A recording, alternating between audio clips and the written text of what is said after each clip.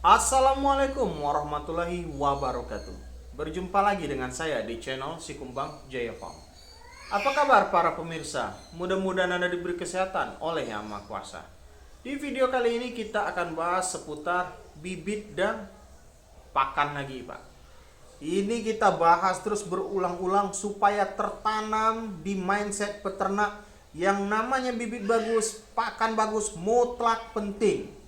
Jangan sampai dikadalin yang namanya kemitraan, oknum kemitraan yang sok bilang kayak gini, bibit bagus itu sama saja dengan bibit jelek asal pengurusan bagus. Ini trik mengadalin yang namanya peternak, ya. Kalau dia bilang begitu ke Anda jawab seperti ini. Oke, bibit bagus sama saja dengan bibit jelek pengurusan bagus. Bagaimana dengan bibit pengurusan bagus? Tentu hasilnya lebih maksimal daripada bibit jelek dengan pengurusan yang bagus. Gitu, Pak. Itu hanya akal-akalan yang kenapa? Supaya peternak nggak protes ketika Anda diberi yang namanya bibit jelek. Bibit yang harganya 4.000 tapi di kontrak Anda beli 9.500 atau 8.500. Mereka nyari untung gitu loh, Pak. Itulah kenapa kadang di kemitraan Anda itu Anda klaim garansi, dia pura-pura tolol gitu loh, Pak, pura-pura bodoh. Nah, Pak, ayam saya mati sekian. Iya, dipelihara saja, yang lainnya kan masih hidup. Anda rugi. Kita memang mitra, tapi yang namanya bibit itu kita beli walaupun ngutang. Kita beli dengan harga mahal. Harganya berapa? Ada yang 8.500 untuk tahun yang sekarang. Ada yang 9.500. Seharusnya kita dapatkan bibit yang kualitas 8.500 dan 9.500. Kenapa saya cerewet soal bibit ayam ini dan pakan ayam ini? Ya. Yang pertama sekali, kita bahas dulu keuntungan ayam broiler dengan sistem pola kemitraan, ya. Per ekornya untungnya berapa sih? Itu rentang keuntungan kemitraan ayam broiler 3.000 sampai 8.000 rupiah per ekor. Maksudnya begini, kalau ayamnya standar bahkan mendekati jelek, mungkin dapat keuntungan 3.000 rupiah per ekor. Ayamnya menengah mungkin 5.000 rupiah per ekor. Ayamnya bagus bisa dapat 7.000 sampai 8.000 per ekor. Masalahnya, berapa kali sih peternak bisa dapat keuntungan 7.000 per ekor dengan sampai 8.000 per ekor? Apalagi kandang open house gitu, ya kan? Paling ya setahun itu sekali atau bahkan 2 tahun sekali.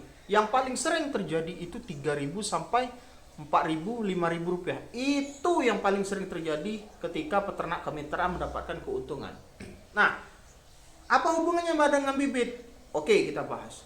Anda dapat keuntungan 3.000 sampai 5.000 sampai 8.000 per ekor. Kita anggap Anda itu untungnya 7.000 lah, gede lah Anda nih dapat periode pertama karena kandang masih steril, ya, kandang masih bersih, belum ada penyakit, Anda untung besar. Kita anggap 7.000 Anda dapat per ekor. Ayam Anda berapa? Ayam Anda 5.000 ekor. Berarti dapat berapa? Kita anggap nggak ada mati, Pak. Nggak ada mati, yang mati cuma bonus doang karena saking hebatnya Anda mengurus ayam itu, ya. Jadi Anda dapat keuntungan 35 juta. Nah, Anda dapat keuntungan 35 juta. Periode kedua, lanjut, Anda dapat lagi misalnya 30 juta. Periode ketiga, Anda rugi. Keuntungan yang 1, 2 itu bisa habis dimakan oleh kerugian yang ketiga ini dengan permasalahan bibit dan pakan. Yang namanya bibit kalau jelek pasti banyak, Pak. Bisa-bisa terjadi mungkin setengah populasi, ya kan? Bisa setengah populasi atau pakan yang jelek. Anda terima. Anda minta misalnya, Pak, saya minta starter. Karena kemitraan ini manajemennya nggak beres, Anda dikasih pakan untuk ayam umur misalnya 12 hari. Anda nggak dikasih pakan yang halus misalnya. Sering ini kejadian. Ujung-ujungnya apa? Peternak disuruh giling pakannya. Giling pakan, giling sendiri pakannya kata kemitraan supaya bisa diberikan kepada ayam itu. Selain menambah operasional, ini juga nggak efektif buat ayam broiler Anda. Kenapa? gizinya beda.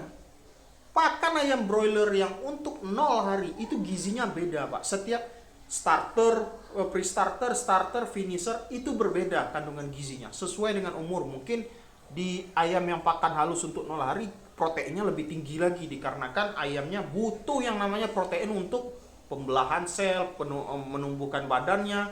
Beda lagi kalau pakan ayam sudah besar, karbohidratnya mungkin lebih tinggi supaya dia butuh lebih energi ya. Kalau dikasih protein kebanyakan mungkin terjadi panas tubuhnya nggak terbuang nanti. Nah, sama oknum kemitraan ini dikasihlah pakan untuk finisher disuruh giling. Stres ini, Pak. Ini pernah terjadi di beberapa teman saya kayak gitu. Ini nggak bisa kayak gini. Dan terbukti ayamnya itu susah besar, bahkan bisa ketinggalan bobot 2-3 hari. Bagaimanapun cara Anda dalam memelihara ayam broiler, kalau pakannya jelek, bibitnya jelek, selesai masalah itu, Pak. Maksud selesai ini, Andanya ikut selesai. Yang pertama FCR Anda tinggi, yang ketiga yang pertama FCR Anda tinggi, kedua kematian tinggi, tingkat kekerdilan tinggi, kaki keringnya banyak. Ujung-ujungnya Anda paling dapat 2.000 per ekor, bahkan 1.500 per ekor. Jadi buat apa gitu loh? Anda buat kandang ratusan juta, cuman buat dapat keuntungan 1.500 misalnya per ekor. Oke lah, Anda buat kandang close dengan kapasitas 30.000 per ekor. Ini close kita hitung ya kan. Dapatlah bibit jelek misalnya. Yang didapat ini keuntungan misalnya 1.500 per ekor. Saking jeleknya bibit, saking parahnya pakan gitu loh ya kan. Setelah itu ya Anda keuntungannya hanya untuk bahkan untuk operasional pun nombok gitu loh. Makanya saya bilang hati-hati itu cari kemitraan. Jangan yang namanya cari kemitraan itu asal gabung saja. Pokoknya ini biasanya terjadi kepada para pemula. Pokoknya sudah dapat kemitraan kandang jadi saya sudah senang gitu ya kan. Padahal dia nggak tahu buaya di peternakan sistem kemitraan ayam broiler ini rame gitu loh. Kue yang diperebutkan itu segini. Buaya yang makan kue itu banyak dan mulutnya bisa segini gitu. Jadi dipikirkan namanya bergabung kemitraan. Anda survei dulu tuh. Pertama Anda survei peternak-peternaknya. Kemudian Anda survei kantornya ada di mana. Anda survei tuh gudang kantornya gimana ya untuk nyimpan pakannya gimana. Setelah itu tanya ini sama peternaknya itu, dalam satu periode itu kan ada beberapa kali pengiriman pakan. Apakah selalu dikirim yang namanya pakan baru atau dikirim yang namanya pakan yang jelek? Maksud pakan yang jelek ini saya bilang jelek ya, pakan transferan dari pakan lain yang nggak jelas bagaimana keadaan pakan itu ketika datang. Yang ketahuan ketika Anda buka, lihat udah jamuran. Karena kenapa? Itu pakan sisa dari kandang sianu misalnya, sisa 50 sak karena manajemen oknum peternakan ini parah ya, sampai nyisa 50 sak itu parah itu. Terus dikasihkan ke peternak yang umurnya misalnya ayamnya sudah 20 hari dan dianggap itu aman. Nggak masuk akal ini.